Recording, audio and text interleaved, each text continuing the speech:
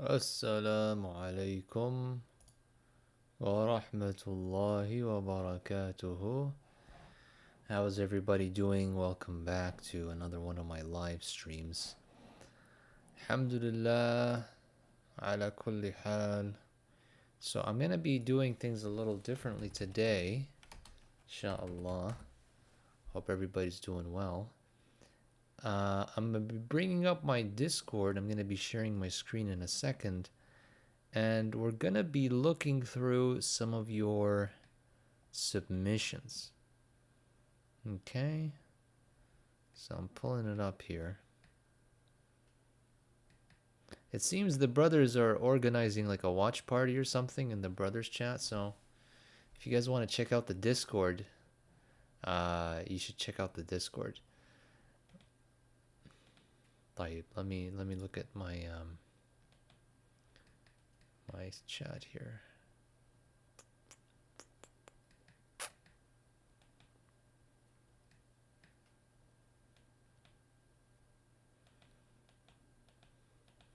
Wallahi, we have so many channels. I get confused. Okay, so some people. So for those of you who don't know, we added two new channels, three new channels for this weekly live stream. One of them is questions, and the other is reaction clips, so that we have something anchored to talk about when we do these live streams. So the first one here is I'm gonna. Should I share my screen here? Let me see what I can do here. Let me see what I can do.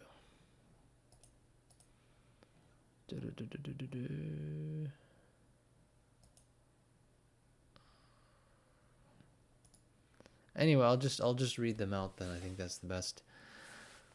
So someone says, should Muslims do hijrah in the West do hijrah? If yes, then to where? And if no, should we take the West as our home? So on the issue of hijrah to the Muslim lands, it's good for Muslims to start to make the jump, especially if you're not really doing anything here for the sake of Islam. One of the virtues of living in the West is our relative freedom to organize and to speak. I couldn't do a show like this from my home country. So that doesn't mean that everybody needs to do this work. Or at least it doesn't mean that everybody needs to contribute in this way.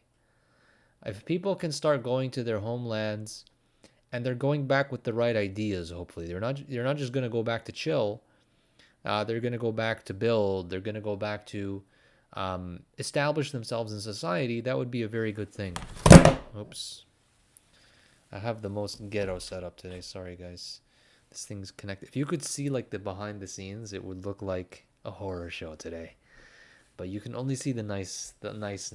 Just a little orange background and some nice camcorder. But trust me, you don't want to know how bad it gets.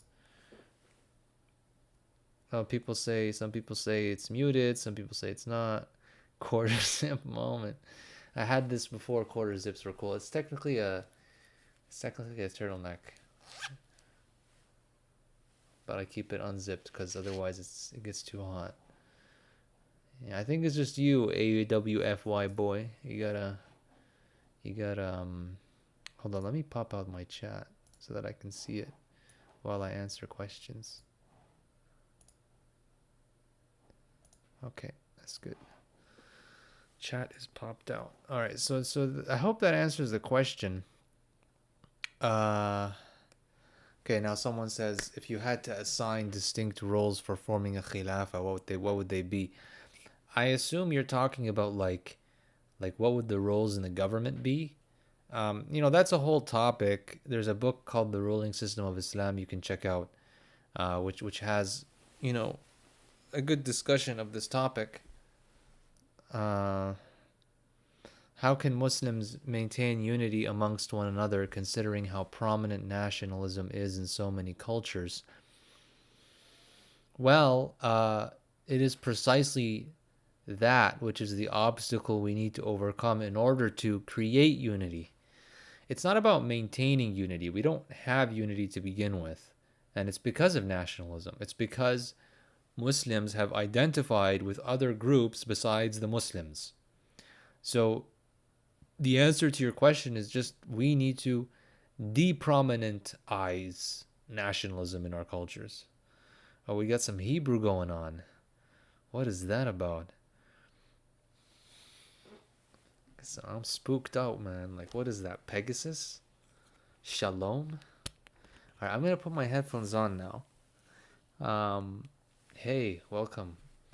I'm gonna put my headphones on so I can listen to some of your clips. So this is what I'm gonna do here. Daqiqatan. Oh, he said, how are you? Oh, I'm good, I'm good. How are you? How are you? How are you? We got rabbis in the chat. That's right. These headphones are pretty old, DT880s.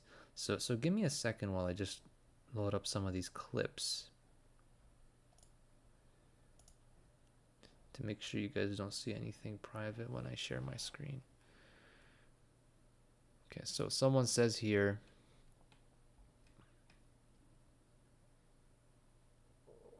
someone asked Shadi and Masri about I3 Brothers. Let's check that out.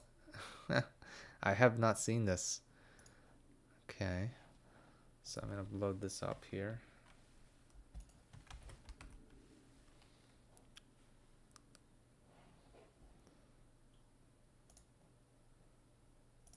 Okay.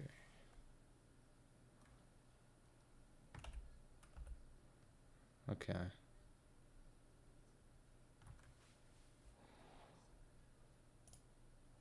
So let's check this out. It said, what minute section you said? Hold on. I lost my chat window. Uno momentario.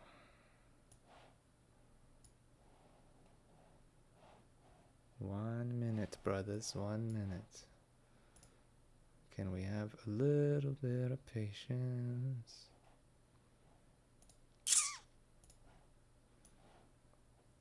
Okay, everything is set up. Perfect, perfect. So minute 41:35. Okay, let's listen. Can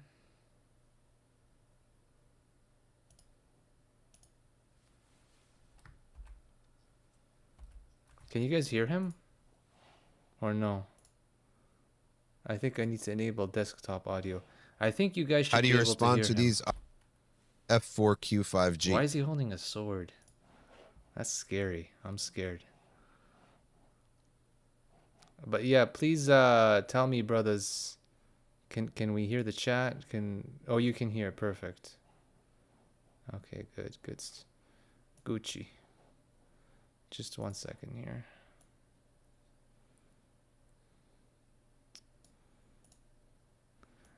I'm gonna learn how to do this, as time passes. Until then, you're gonna have to put up with unk.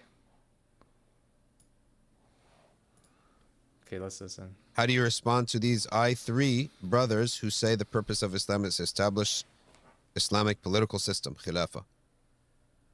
Well, it is one of the one of the goals of Islam is for Muslims to rule themselves. It's not from the purposes of religion for us to live under somebody else, but if we happen to live under someone else, we have rules for that. As we all are living in America, Canada, UK, 100 million Muslims, I think more, are living in Western countries. There are rules for how we live. There are rules. But as an ideal, Muslims, when they rule a land, should apply God's law. They should live by God's law. Is there a law better than God's law? Is there anyone who's going to know better about how humans should live more than the Creator? Of course not. So to the degree in which Muslims are ruling themselves, yeah, they're correct about that. Okay. Now, how do you do it? No, we have Sharia for that. Can I go and try to initiate a revolution in the lands?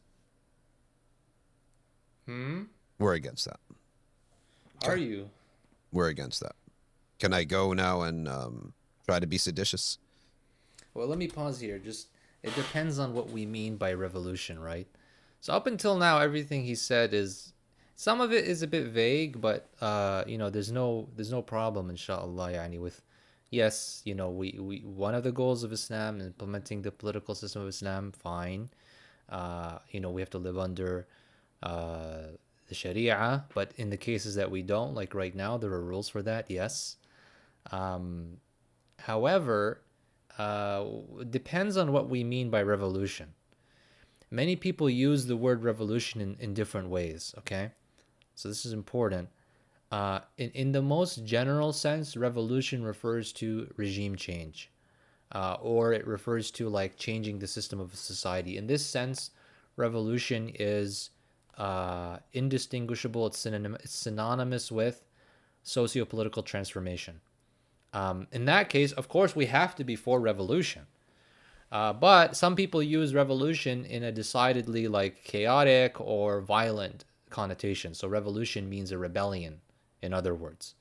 I'm not for that either, right? And the Prophet ﷺ did not initiate rebellion in order to create his state in Medina, so to speak. I want Sharia right now, don't we all? Cheese and jelly, don't we all? So let's continue. No. Can I Should I go and now try to be work seditious? No. everything that we do, like some groups out there, is just to fulfill my social groups, my religious groups' wealth and power and influence? Nah. We're here for da'wah. Da'wah, that's of course we all want that. All the Italians want to keep the money amongst the Italians. All the Jews want to keep the money amongst the Jews. Well, when Elijah Muhammad was around and Worth Dean took over, he kept the same principle: strengthen the black community. I don't see anything wrong with any of that. That's natural, right? But will we harm other communities and deprive them of benefit and suffocate them and injure them, etc., and just watch them collapse while we strengthen ourselves? That's the question. That's the question. I'm not sure what Islam would he's never allow that. talking about exactly. For example, we all buy the How does houses this here in New relate to Brunswick and then establishing watch the Khilafah? poor who cut our grass and cut our French fries and cut our hair, watch them go into worse and worse situations and end up like in a gentrified situation where they got to leave, they can't afford go out, seek benefit, but helping the fuqara. They have to say, oh, where he's doing very well. Okay. Yeah, I mean, I would have liked a little more of his opinions. He seemed to be a little bit guarded on his full views, which, I'm not like knocking the guy so much, I'm happy that he at least affirmed that objective, and he didn't like poo-poo the idea that like we're supposed to be political, we're supposed to be striving for establishing Islam. But he gave an ambiguous sort of denunciation of revolution and sedition, and I don't know what that's meant to refer to exactly. So I would have liked for him to be more specific about that. But anyway, I hope that was yeah. Well, he's guarding himself with his opinions. Like I come in with the Khilafah questions, he's gonna parry me. You know what I'm saying? So let's go to the next question. So poo poo does not mean P-O-O-P-O-O. It's P-O-O-H-P-O-O-H. I use sometimes esoteric words. It means to like it means to sort of belittle something. He did not belittle the idea of Khilafah and establishing Islam.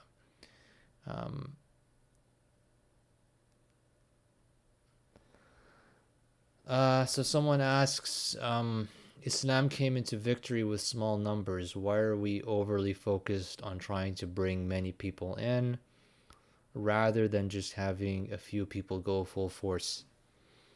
I mean, that's not a bad question. That's a pretty good question. Because there's always that balance you have to think about, which is that at the end of the day, first of all, a da'wah does have to be like real A players. You're right, like ambivalent acts, like it can be. Why can't it be both? Okay, instead of having quality and quantity, let's have both. Sure, but easier said, right?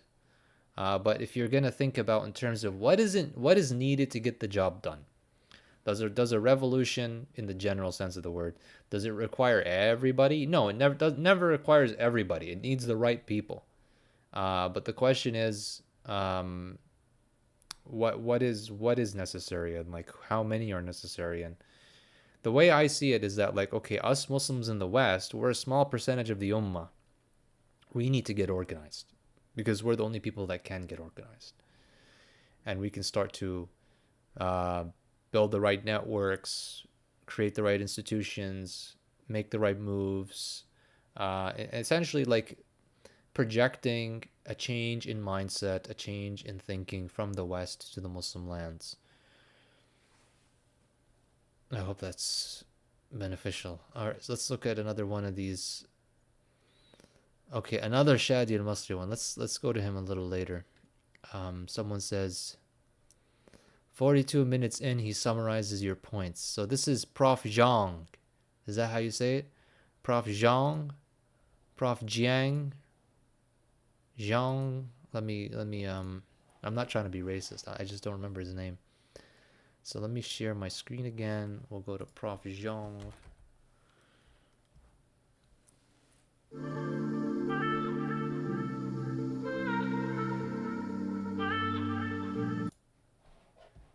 Okay, so let's start class. I'm going to review very quickly what we did last class. So last class, we learned about monotheism, So you said 42 which minutes is the idea of Let's jump to one 42. true God. And as I said last class, don't want to have that many children, but the elite will have a lot of children because they need to be able to pass on their power and privilege to their children. In fact, the elite is first and foremost concerned with passing on the privilege to the next generation. Okay? And that's why these elite families expand so fast. And also, who wants to marry into elite families? Who wants to marry into them? Everyone. All right? And they have to marry into other families in order to maintain their power. Okay? So having children in a marriage is a way for the elite to maintain their power. Okay? But that's a good question. Any more questions before I continue? I don't know which point of mine that he's summarizing. I mean, he's describing some basics here. Yeah, like elites want to maintain the power of their families. We know that. They want to sort of, expand and flourish their dynasties. We know that. But what is the point that he's connecting to what I'm saying? If the person isn't, if Yellow Umbrella is here, you can maybe let me know. Maybe it's not the right timestamp. I don't know. But we can go to the next. Let me go to the next thingy. Islamic Theory of Power, Sapiens Institute. Well, it's gonna take a while to read an article. I should have looked at this ahead of time, or maybe you should have excerpted from it. Let me just check how many people we got. Oh, we got 52 concurrent viewers. Not too bad, not too shabby. Why is Hakim a socialist? I know this guy. Yeah, boy, Hakim. Let me copy this text. Let me watch this video. We're gonna look at a Muslim socialist today. How fun. Quick deprogram merch plug. Due to overwhelming interest and requests, we've made a new merch drop. Check it out. Lenin is percent. Communist guy starts his video with a merch plug. How ironic is that? He starts all or against consumerism or against late stage capitalism, and the first thing you see is the guy is pushing his product onto. Sure. Okay. Hello.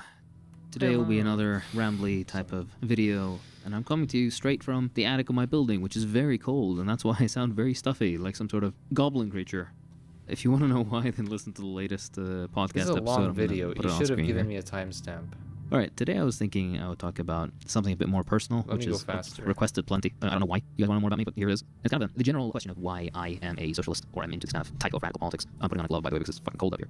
All right, the common drivers for political radicalization, there's three of them, really, maybe four. The first and most fundamental, which is material circumstances, what you experience in your life, the social and geopolitical and economic foundation of your society and of your personal life, family-wise, and whatnot, which forms your eventual consciousness, right? The material circumstances, that's the fundamental base. But then there's two that kind of build on top of that. The first one's intellectual interest, and that means mostly reading or seeking out, asking questions and seeking out like more academic or scientific ways of analyzing things. Then you have the emotional appeal or exploration of why things are the way they are in a more, I guess, nebulous way, noticing injustice in the world and being outraged at it, that kind of stuff. The material reason or circumstance, of course, is the main force. Your class defines political existence because of your organic class character. Basically, if you're, for example, a owning class, wealthier, or your political reasoning ends up being. But there's also these people who develop like aspirational, false consciousness. Like, there's not class consciousness, it's the inverse, right? Where they don't have a understanding of their class position. In fact, they ally directly against their interests. This usually happens because of some closeness to certain labor aristocratic values or kind of high level of income and ability to proximity to white supremacy. Doesn't mean you're white supremacist, just means that you benefit a lot from, for example, whiteness if you're a white person. And as a result, you end up with perspective, let's say, that aligns you closer, especially if you tell you about today's sponsor, Raycon. Moving makes a way bigger difference than I expected. Sponsor. That's why I've been using Raycon's essential as I traffic. People nearby or someone calling for me. They say just now to get uncomfortable. You know I'm what? around the It's house. interesting. This guy interests me because someone gave me the timestamp. Thank you. I'll go to it. If you go to this guy's bio, he has La ilaha illallah there, which really got my attention. A Marxist, Hakim with La ilaha illallah. So 640. Let's go to 640. The circumstances of my life was the invasion and imperialism against my country. But subsequently, and this is when I start, this gets into the intellectual bit and kind of loops back in on the material analysis, it's the fact that ownership of Iraqi national assets or resources are non-Iraqi. They're owned by American or European or whatever else interests, usually post-invasion or almost exclusively post-invasion, actually. At the same time, the general politics or economic situation of my own country, if you're to consider, for example, youth unemployment or illiteracy as is rising, or the state of public facilities currently, services, healthcare services, educational services, maintenance of roads, simple things that the state's supposed to be able to do that they are not able to do or lack the political will to do or lack the economic resources to do, which is kind of all of the above. Imagine being able to build an app with your name on it, just by thinking about it. Meet Base 44. The net decrease in quality of life, the severeness of climate change and what it's doing, particularly to agriculture, the inability to use the relatively arable and fertile land of the country to produce a self-sufficient agricultural system like we had previously. These things kind of all lead into this intellectual interest where you read and want to find scientific explanations of certain political or economic or social phenomena. And when you find these analyses convincing, you also kind of develop a particular political consciousness. And that is what I started doing as I got older. I started to read more into just generally what is imperialism, why did this happen to my country? Why is my country the way it is? Why are other countries in similar situations, despite being very wealthy, historically and resource-wise and culturally and so on and so forth, right? The more that you read, and particularly in geopolitical and economic matters, the more you'll eventually land on like the base theories of Marxism and eventually build up on that with the modern analysis. Well, here's a good point. Let's talk about this a little bit. No YouTube Premium, no. And if you gave me money, I wouldn't spend it on YouTube Premium either. So look, what he's describing is something very real, which is that when people experience this sort of chaos, corruption, backwardness in society, like he experienced with Iraq, they start to do a root cause analysis. At least the intellectual people, they start to read, they start to look for solutions, look for alternatives to the system that got us to where we're at. And the unfortunate reality is that Marxism is the dominant alternative to capitalism still in the world. Meaning, like, if you hate capitalism, you hate imperialism, I mean, even that's sort of like, it comes a lot from the Marxist terminology. Then you go to the Marxists. They're the alternative force, which is sad because I mean Marxism already sort of failed in the 20th century. They had the Soviet Union, they had China, and they had the opportunity to demonstrate, whether they're a successful ideology or not. And of course, as Muslims, we know that any man-made ideology is bound to fail, but it is unfortunate that it continues to sap the countercultural energy of even the Muslims. That's the real sad part. It's like, until now, the level of socialist energy there is among young Arab youth is so high. You would have thought this was like, we were disillusioned in this back when Nasser failed, back when the Ba'ath party failed. Now the Ba'athists are completely out. Saddam is out. Hafiz al-Assad is out. Bashar al-Assad is out. It's all gone, and it's all sort of showed that it was a sham, but it remains the only alternative that people are finding. And I see that as like my fault. I see that, and I spoke about this before, like, this is unfortunately, like, Hakim should have been somebody who read and found the Muslims talking about the problem from an Islamic political consciousness perspective, and he should have developed an Islamic political consciousness. Someone like him should have been doing content, not like exactly my content, but should have been informed from the same perspective as a Muslim. Right now he's in dissonance. Like right now it's not making sense. La ilaha illallah and then you're a Marxist. Okay. We need a review on the Epstein files.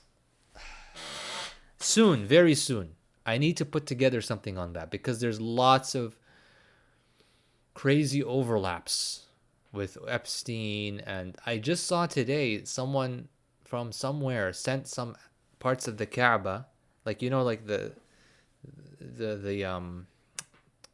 covering they use on the Kaaba. They sent some pieces of it to Epstein. Some Muslim sellouts, man.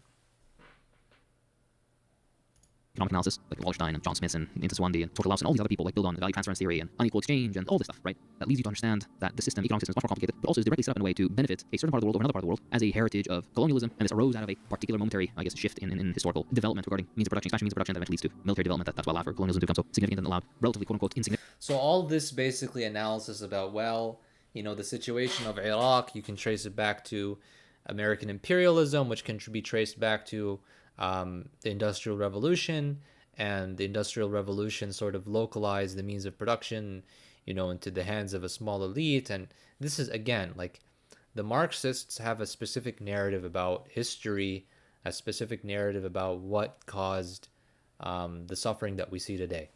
And the ultimate evil that they see is class conflict.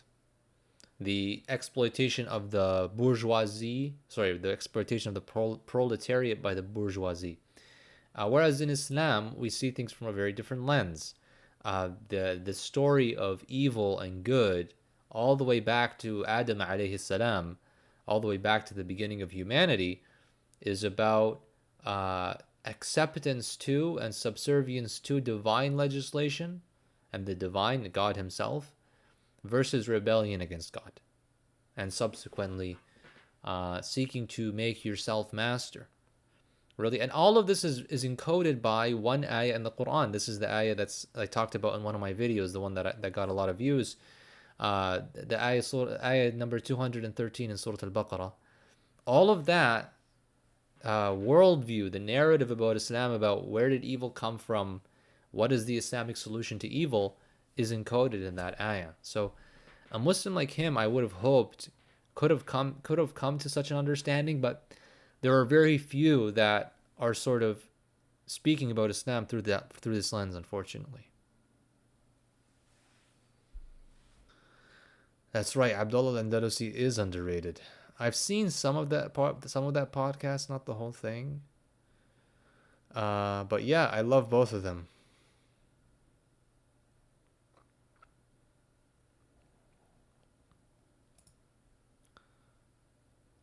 Okay. I don't know if we're gonna keep watching this. I think we got the point.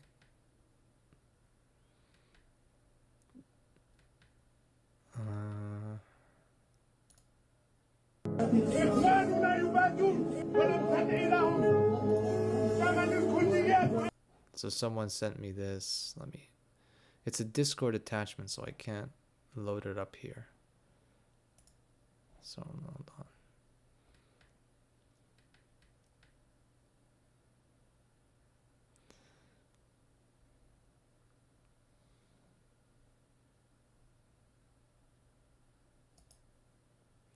Just give me a second, guys. Uno momentarios. Okay. So I'll just share my Discord screen. I think that's the easiest thing to do.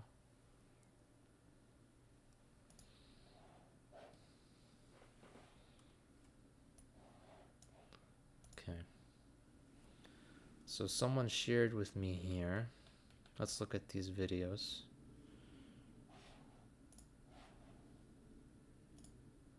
إخواننا يبادون ولم تدعي لهم ثمن الكليات وأنت تتكلم في الكليات ألا تخاف الله إن لم ننصرهم فمن ينصرهم ألا تخاف الله والله لن أصلي وراءك أين العلم الذي تعلمته اتق الله أتخاف من الكفار الله أحق أن تخافوا اتقوا الله اتقوا الله في إخوانكم. أمة جاية، أمة جاية، أمة جاية، يجوعون يعطشون. حرمتهم من الدعاء، حتى الدعاء لم تدع لهم. ألا تخافوا الله؟ ألا لعنة الله على الظالمين؟ أين نصركم؟ إن لم ننصرهم فمن ينصرهم؟ إن لم ننصرهم فمن ينصرهم؟ You know, our ummah is not going to heal until we see a lot more of this. Until basically people have the guts to hold our so-called leaders accountable. You know, unfortunately, you know, when whether it's a scholar or a community leader or a khatib or whomever, if they're not doing their job, people are just sort of nodding their head along. At best, they'll complain after. But we need people to stop tolerating the diseases in our ummah, like cowardice, like sectarianism, like compromising the deen. These things need to be called out right then and there. You know, there should be hundreds of these kinds of videos, but you know, it's survivorship bias. We only see it when it happens, and yeah, we have to. It's a very touching video. Yeah, it's like the Mufti Menk thing, but I think the Mufti Menk thing was it the guy was like calling him out for this Salafi Aqeedah or something like this. It was a bit strange. And then he apologized. I'm not sure what happened there. I'm not Egyptian. But no more further inquiries into my past or my present. Someone asks, is it halal to join the Saudi military? Bro, I'm not going to answer that. You know the answer to that, hopefully. All right. Next. I think this is the Mufti Menk one. Yeah, this is the Mufti Menk one. This sort of thing needs to happen more. Okay? It needs to happen more that we challenge authorities, we hold people accountable, we don't tolerate cowardice, we don't tolerate omission in the deen, we don't tolerate someone who takes the mantle of scholarship and is not going to give that mantle its rights. If you don't want to be a scholar, you don't have to be a scholar, but don't try to be a scholar and then shape that to what you think a scholar should be. We know what a scholar should be. A scholar is somebody who fears only Allah and somebody who speaks truth to power.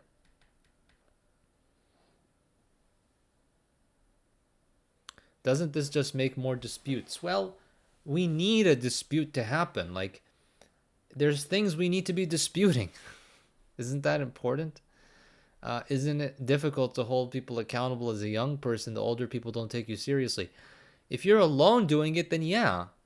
But we need way more people to be doing it, right? We need lots of people to start to collectively not tolerate this kind of behavior. What is the role of women in establishing Khilafah? Well, I get asked this every live stream. I want to send you guys check this out. This is for the sisters. This is a Muslim Women's Justice Association that just got started by some sisters that I know. And the idea is to have an Islamic movement for women's rights, meaning from an Islamic perspective. And building awareness through this movement about the Islamic system, against secularism, against foreign ideologies. Brother Ibrahim, I know you're not HT, but don't neglect the importance of Aqeedah. I don't neglect the importance of Aqeedah. My whole channel is about Aqeedah. I think every video in my channel almost is about Aqeedah. Except it's not about the brand. This is the difference. There's a difference between focusing, like as the Salafis do, on furu' of the Aqeedah. Maybe they consider it core Aqeedah, I don't. The core aqidah which I'm focusing on is Tawheed. Tawheed of understanding Allah subhanahu wa ta'ala is our only creator and our only legislator. Rabb al-Nas, Malik al-Nas, period.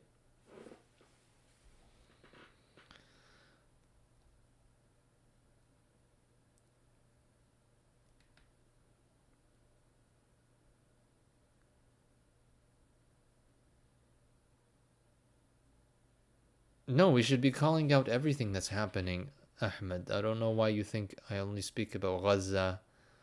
I mean, we just watched a video about Gaza. But the Ummah needs to give attention to all the issues.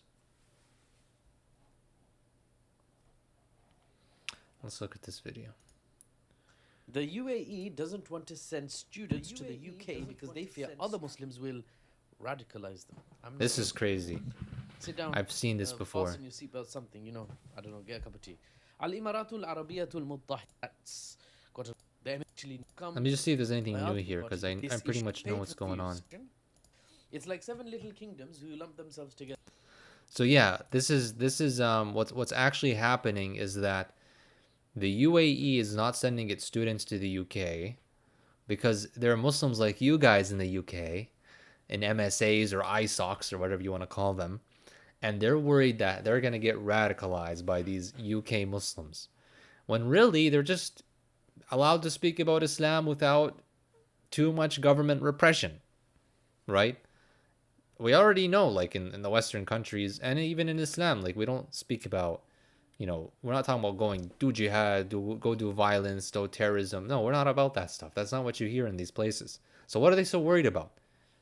They're worried about people understanding Islam a little bit more holistically than they want them to. Shout out to you blokes in it. Damn, rare UKW. I mean, let's not be unfair. There's many UKWs. It would be rare if it was Canada. Canada has few W's. You know, US has few W. UK has more, you know, based Muslims. This is true. They're a bit more conservative. At least more than North America. Yeah.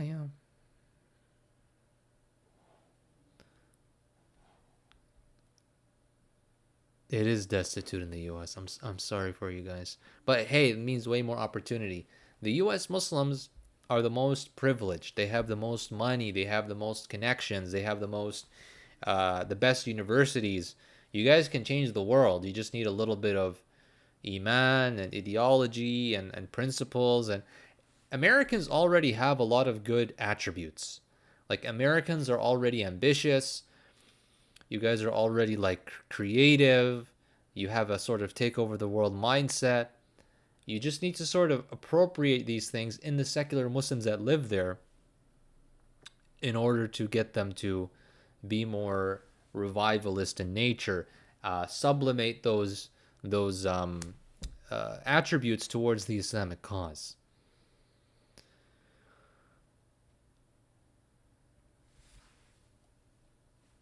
Let me continue here during a... Let's look at this. How long is this? Okay, 2 minutes, not too bad. You said Khadijah's gone to... It's a bit low volume-wise.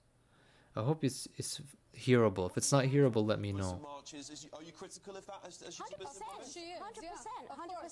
It is causing more division and hate in this country. Have you not stood there when they were actually talking? Every single one of those speakers that were on there were specifically immigrants themselves, talking about immigrants in this country and against only anti-Muslims and hate. How is that? I don't know. You're a bit deluded about what you stand for, to be honest. I stand for... But you don't know the law. I do know the law. I stand for British laws. I don't stand for Islamic law or Neither Jewish am I. law or Christian law. I believe the law of the land is what we need to abide by. And this is exactly the law. Are they that we're both trying to follow Muslim? right here. It's just Okay, that so one group should not be over another. When it is unite the kingdom, and it's saying for everybody, all the Muslims took one stance of like, no, it's against Islamophobia, Islam. Did you not hear the peace speakers? Wait. Did you know about the speeches? Have we been told what the speeches were going to be? I went for unity. whether the speeches gave anti-Islam speeches It's or Tommy not, there is Robinson's march. something That down alone for them. says a lot, for Tommy God's sakes. Robinson defends his land, while every Muslim and immigrant that you are defending has a homeland to go to. Where do the Brits go Well, I'm to? sorry. If that's the case, then you should be the first one to leave, if that's how you think. But at the end of the day, this is not what we are talking You about. are misunderstanding At the end the of the day, argument. no, She you doesn't are have a response to misunderstanding the that. argument, because at the end of the day, you are conflating two things. I am not saying one should stand, above another. No Muslim is asking for that. We just want to be part of the system. What is the definition of the Islamophobia? Please It's explain to me why anti-Muslim, it's and it's there. just the same as anti-Semitism. Why isn't That's it it. equality? That is it. All right, ladies. Thank you for a very heated debate. We always try I don't really understand fully both of their positions. During a GB News debate, Muslim commentator Fahima Muhammad confronted Khadija Brown, an Iraqi immigrant who supports anti-Islam activist Tommy Robinson for attending his hate marches in London. You gotta be a special kind of stupid to be a Iraqi immigrant who's supporting Tommy Robinson. Like, he wants you out too, or at least his supporters want you out. I don't know, like, if he has some strange position that lets you in.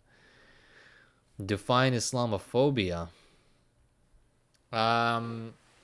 Well, I would say Islamophobia, because this is like from a Western perspective. Islamophobia is the irrational hatred of Muslims. No, so let's put it this way. It is the hatred of Muslims due to an irrational belief that Muslims are somehow trying to impose their way of life or Sharia upon Muslim lands, so upon Western lands, as minorities living in the West. That's how I would put it. That's for me an Islamophobe. Islamophobe is somebody who believes like Muslims in the West are a problem because they're going to try to Islamize the West. And that's based on a false belief. I don't know if it's the best definition. That's just what I came up with on the spot. But that's how those are the kinds of Islamophobes that are really like let's say bad faith actors. Wa alaikum assalam Iskala Tolagbe. I hope I said it right. It's great to have you on the channel.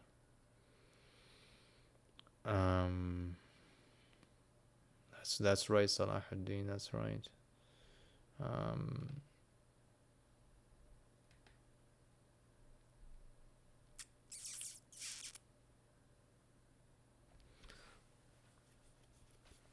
All right, next. On Upscrolled. The Palestine effect is how violence is normalized, legality hollowed out, and humanity made conditional, first for one population, then for another.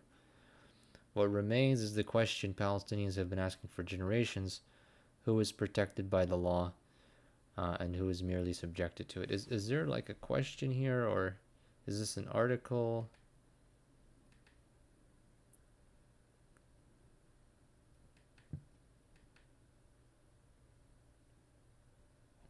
Robert College in Istanbul, Turkey requests help from Epstein to counter the influence of conservative Islam. Whoa. Let's read this. So Epstein says, he got a message from Thomas Jr. Landon. I am on the board of Robert College, an elite lycée based in Istanbul. For 150 years has been graduating the best and the brightest of Turkey. Are there any Turks in the chat? Anybody know anything about Robert College? Okay, zoom in. I got you, fam. If there's Turks in the chat, please, Yani, give me the rundown on Robert College. I'm gonna have to look it up after this. Actually, let me look it up now.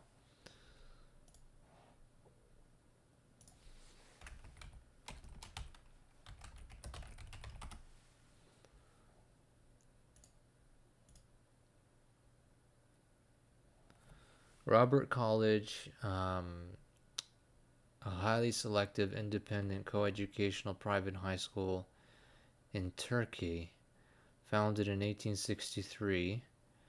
It is the oldest continuously operating American school outside the United States. Interesting. It was founded by Christopher Robert, a missionary, huh? By a wealthy philanthropist and a missionary, with the permission of the Ottoman Sultan. Big mistake.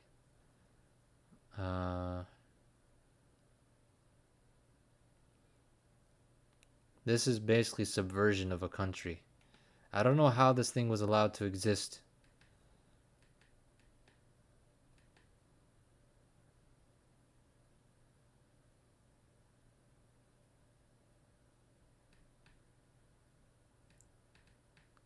Anyway.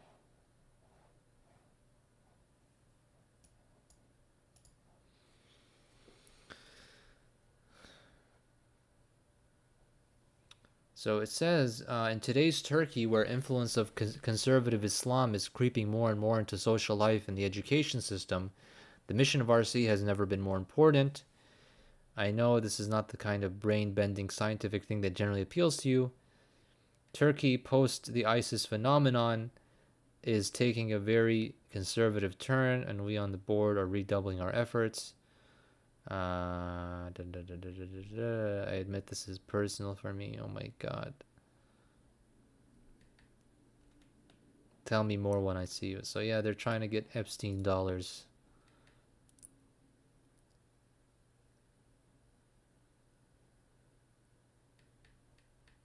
Okay, I guess that's all the clips for today.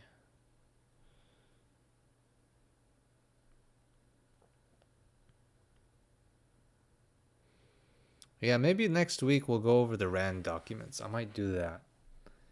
Or we might do a gaming stream. I haven't decided. I'm half joking. Let me see if there's any questions here.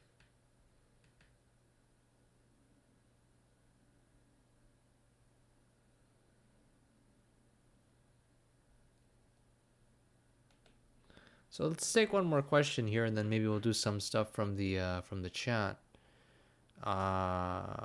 So the brother here or sister, I don't know. I can't tell on Discord. Everybody's anonymous.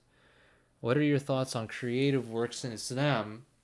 I understand there are technical fiqh problems around creative things such as arts and music, and as somebody who is more creatively inclined, I wish there were more acceptance on the arts by Muslims.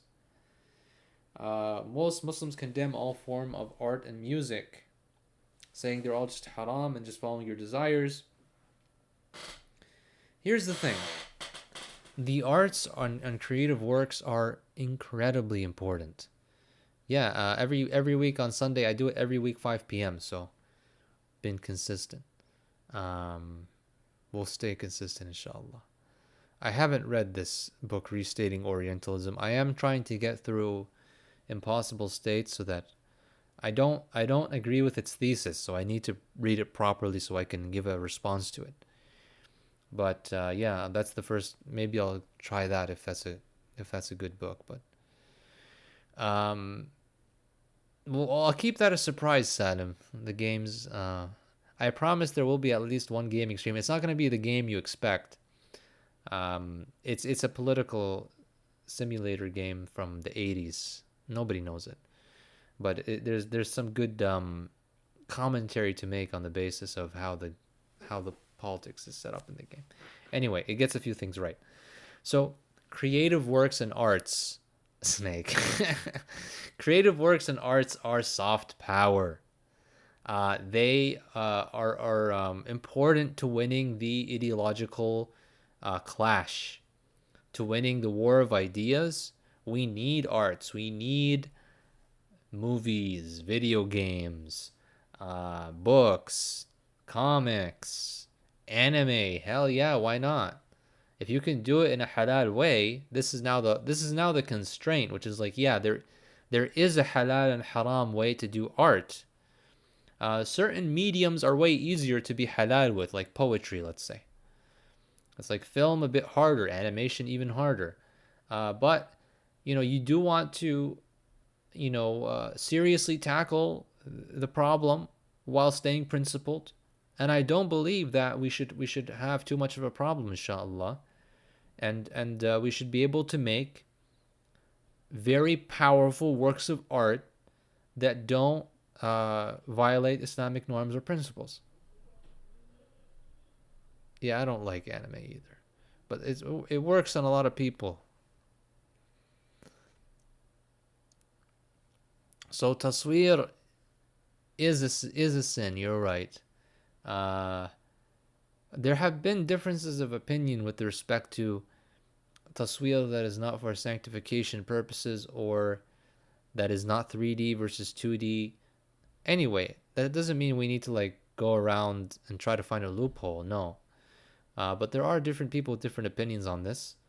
And whatever your opinion is, you need to find a way to create effective propaganda that is halal. Yeah, see?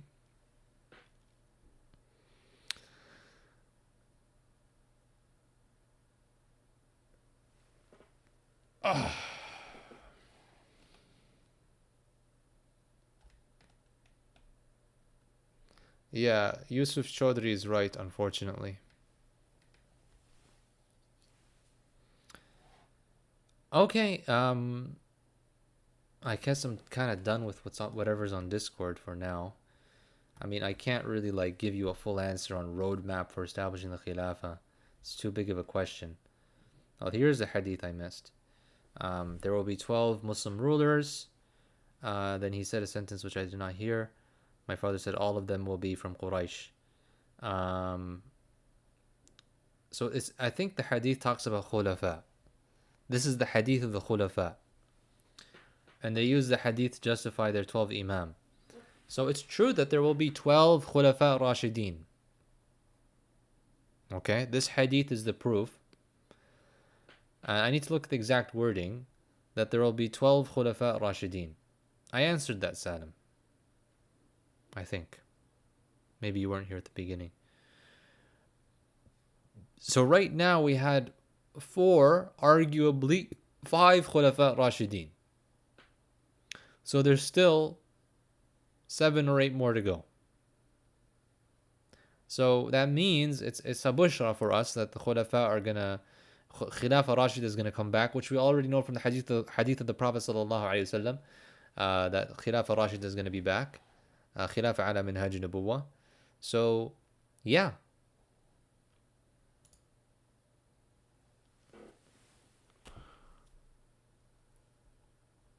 The opinions of Sunnis is that the caliph has to be from Quraysh.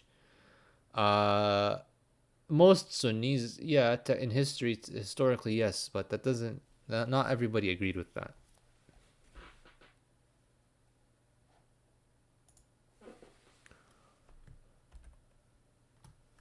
I'm just checking out the statistics here. I mean, like, it's kind of getting dark around me, huh? Can't.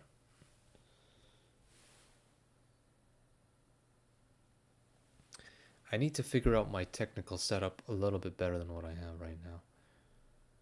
Hold on.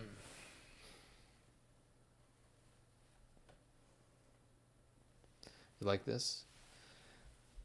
We can get nice up close and personal. We don't need this anymore. Anything else, guys?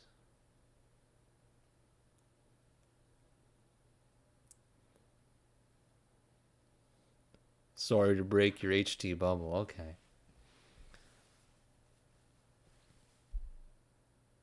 It's not my phone, no. It's a camcorder from 2006 for $200 on eBay. You can get some, certain technologies sort of peaked already. I think camera technology. The audio's not good. You guys should have told me. I need some advice on the audio. Is it not good? Cap, the audio is fine. The audio is good. I'm using a Blue Yeti. Everybody's saying it's good. How about the guy who, wait, you're the same person who said it was it was we need good audio, and now you're saying it's great. What did you say? You got to be more clear. What's your hair and beard routine? I don't think anybody's asked me that in my life. I don't have a routine. I run it with a comb. That's it. Can a caliphate exist today with modern technology and modern military technology and technologically advanced ways of life? Everything you listed is more of a reason for khilafah to exist. Everything you listed gives us easier ways to have a khilafah today. So yes. Okay, I got you. I got you. No, you're right about that. That's a good point. I did not catch your question regarding mortgages. No oil. I mean, I wash basically. I wudu, what shower. Should Muslims in the East want to do this da'wah, who want to do this da'wah, go to the West? I mean, if you have an opportunity to come to the West, especially as a youngster, there's a few things that have to be like solid for you. One, you have a good opportunity, educationally, entrepreneurially, workplace-wise, and you're not gonna like fall into any fitna here. And hopefully you don't come alone. It's not a good thing to be alone. Either quickly fall in with the Muslim community wherever you go, or go with family or something like that.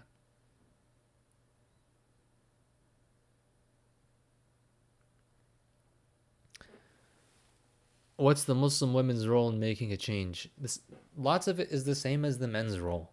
I don't know why people ask this question so much. Muslim women need to play a role in the discourse. They need to be influencing other Muslim women. They need to be showing the world that yes, a Muslima can be a Muslima and a champion of the Sharia. Of course, why not? It's not the battlefield where only men can fight. Da'wah is for both men and women.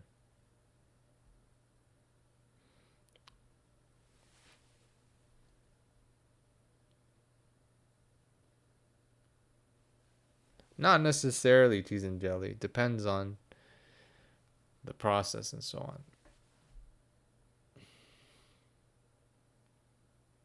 Thoughts on Aisha and the fitna? Why are we making the khulafa like divine and never make a mistake?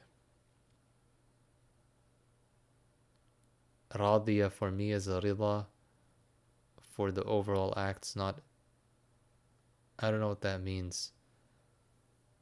That last sentence, but I know what you're saying. Yeah, they're not perfect. They made mistakes.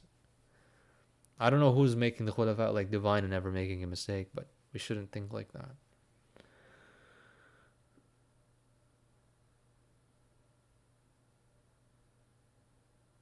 Is that why? Is that why, Hannah? That's interesting.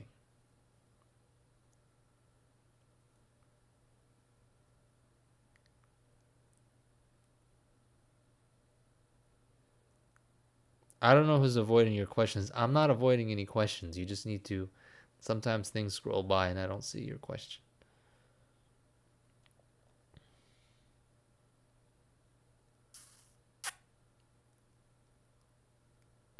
I missed most of your questions, guys. Let's wrap up in a bit. I'll maybe take one more question. And I really want more of your suggestions in the Discord. So please, if you're watching today, notice how I went through the Discord. I answered your questions on Discord. I looked at your clips. Send me more clips. There was one from Shadi and Masri I didn't get to because I already did Shadi. I don't want to like double dip. So send me more stuff. I might go through that Shadi and Masri one next time. I might decide to do something a little bit different next time. Might throw on a game, might go through the RAND reports. I don't know what I'm going to do yet. Whatever we do, it's going to help us understand Islam a little bit more. It's going to help us deconstruct modern society a little bit more. It's going to help us become a little bit more woke to the secularization of Islam. Inshallah. Okay, I think you sent it again and I forgot it again. No, you didn't send it again. Which English-speaking scholars do you listen to? Whatever Dr. Isar Ahmed has in English is great. Who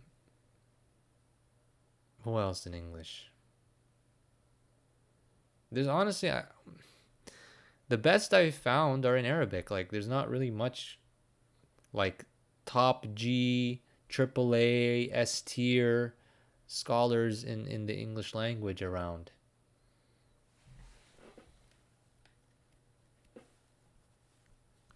I should make a video dissecting Ryan.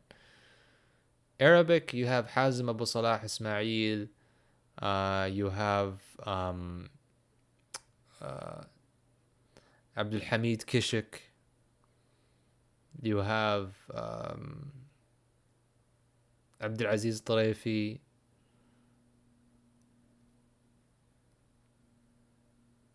So there is a Abu Ibrahim Q&A part in the Discord where you can ask questions. There's questions, reaction clips, and thoughts. I didn't look at the thoughts. But the thoughts is good for you guys to put suggestions for like how I should conduct the live stream. As you guys can tell, everything's ad hoc. So if there's a better plan that I can do that's based on the cutting edge of live streamer technology, then let me know. What's a small habit you're weirdly proud of? I don't know, like, is this like a job interview or is it like an icebreaker session?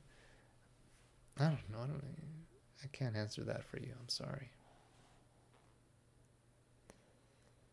Can active zina be permissible if you meet certain conditions? Oh, brother. I don't know what you're trying to do, my friend. Please don't ask me these questions. Why this early? I don't know what that means.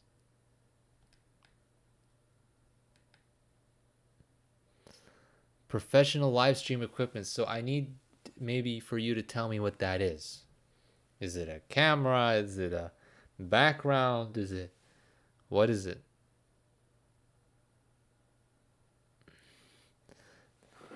The Salami Athari movement? I don't know what the Salami Athari... Salafi, okay. Well, I mean, the Atharis are Ahl Sunnah. The Salafis, I've spoken already about this channel many times. No, I'm not a sympathizer or a adherent of the Salafi movement. A cameraman who lives in my walls. You like the vibe. Okay, well, hopefully the vibe gets viral. You guys can love the ghetto vibe as much as you want, but if it don't bring me the clicks, if it don't get me the views, if it don't spread the desecularization of Islam, then I don't know. Okay, I think we're gonna end here. Barakallah fikum ajma'een. You eventually need to move the camera back. Okay. We'll figure that out. The thing is, I just need to move the light closer to me. Whee. And I can make it. Check this out. I can get fun with this. How's the vibe, huh? Who was talking about the vibe? What does that mean? I'm not based already?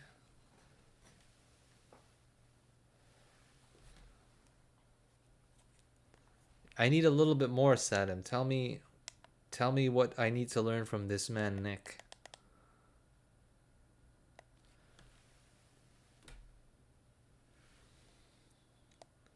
I'm gonna learn this from. Just elaborate a little bit more.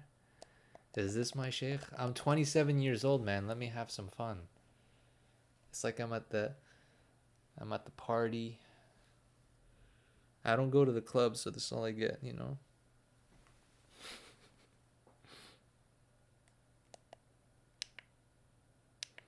Okay, I'm gonna end here. Barakallah fikum. Wal asr. No, I do watch him, or I watch some of him sometime, but yeah, like I'm not gonna go and say the N-word. I'm not gonna go and break all etiquette and break all rules of Islam and bring ruin to the community to get viral. But it took him a while, even doing all of that. It took him a while to get viral. Green is giving Harry Potter. No, I don't agree that majority of revivalists and jihad movements were Salafi. Ikhwan and HT both were not Salafi. They're not jihad movements, but they're revivalist movements. Okay. I'm finally gonna end. I'm controversial enough. He blew up, yeah, kind of, he blew up in 2022. It's really 2024 was his year, I would say. Yalla, assalamu alaikum everybody. Send of Surah Al-Asr, wal-Asr, inna al-insana lafi khusr, illa ladina amanu wa amilu salihat, wa tawasaw bil-haqqi wa tawasaw bil-sabr. Assalamu alaikum wa rahmatullahi wa barakatuh. Someone said move the light, and then I got fun with it. Alright, assalamu alaikum.